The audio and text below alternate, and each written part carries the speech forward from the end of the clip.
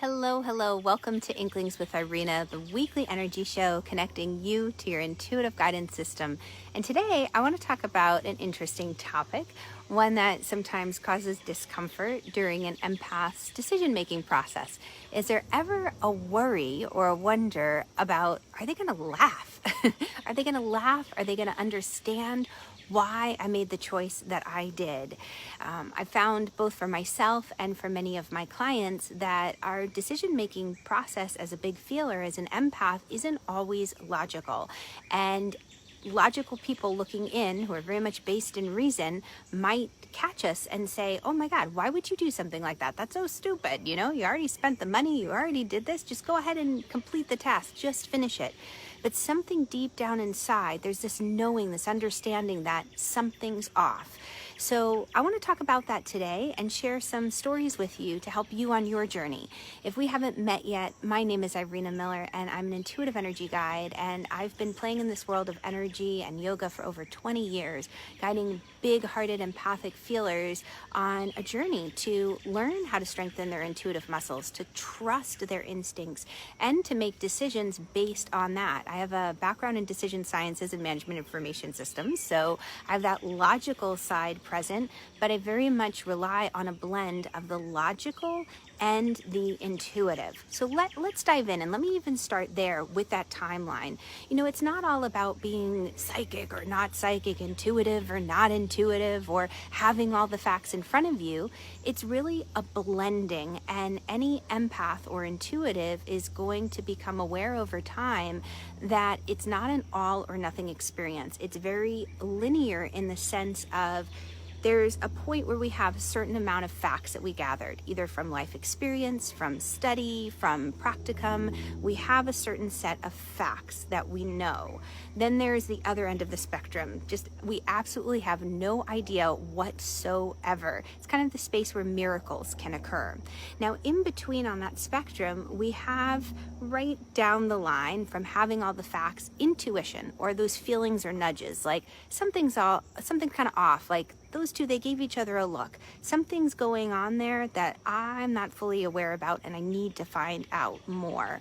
Or there's that feeling of, don't go to the store right now, wait and go a little bit later.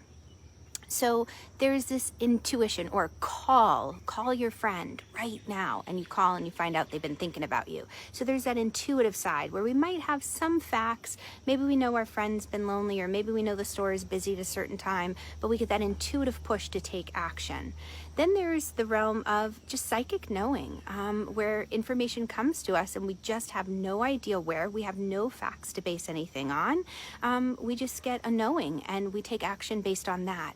So on the spectrum, what happens from having all the facts to having a feeling or a nudge, an intuitive hit or inkling, to those psychic experiences to just plain old miracles, we're usually operating somewhere kind of like with a mix of all four experiences.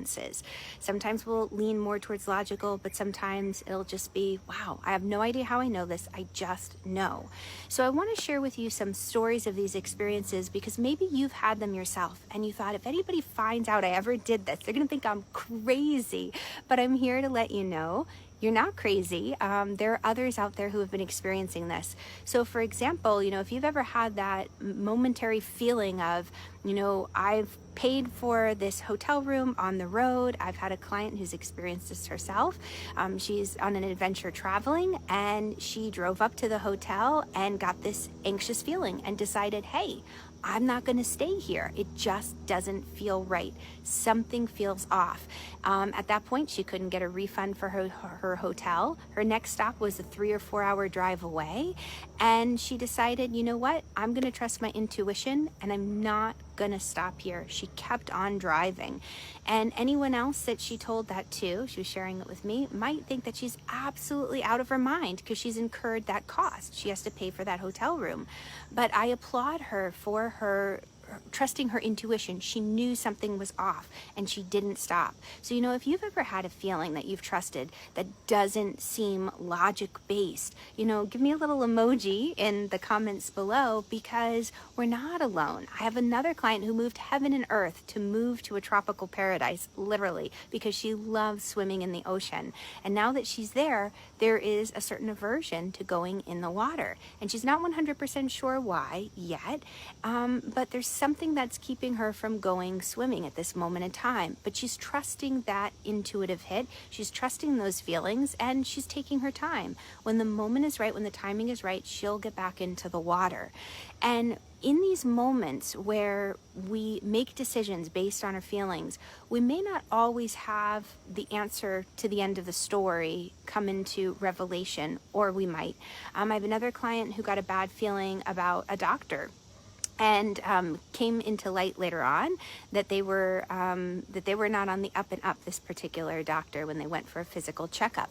So her intuitive feelings were coming from a genuine place. So we may sometimes get those answers in the end, but we may not. The most important thing is that you cultivate a relationship with your inner guidance system, those intuitive hits, to know, when am I just blowing this out of proportion, and when should I take action? When is this a true intuitive hit that really is somehow me, like my spidey senses, you could call it, picking up on something's off in the air, something's not quite right here, I need to leave, or just a knowing that somebody isn't sharing all of the information with you. How do you develop that strength, that knowing? Well, it starts with everyday little things. It's saying, okay, like when you wake up in the morning, one thing you can do is say, all right, what color do I feel like wearing? It's amazing how the colors that we're drawn to are a reflection of the dominant colors in our energy field. Maybe one day you feel like orange, and that's a real representation of your creativity. You might find you're very creative that day. Or maybe you're drawn to yellow and you realize, I need a boost of courage today, a little pick-me-up to really believe in myself. Or maybe it's green for healing and compassion. But notice in the morning, what color do I feel like? And that's a good way to strengthen your intuition.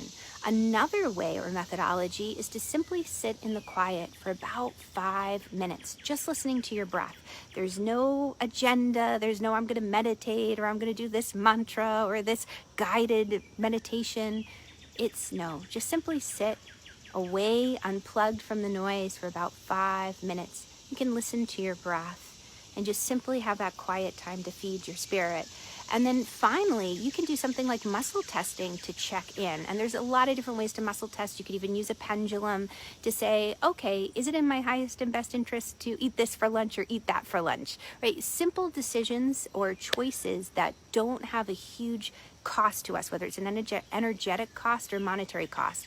We start to realize those little decisions, everyday decisions, when we see that, oh, I chose the color that I felt really good in, or this became fun. My yoga class that I taught years ago, my studio, I had a couple classes where everybody would show up in the same color, or we'd do complementary colors, and it became like a running joke. But I said, okay guys, tune in and see, what color do you feel like wearing today for the class?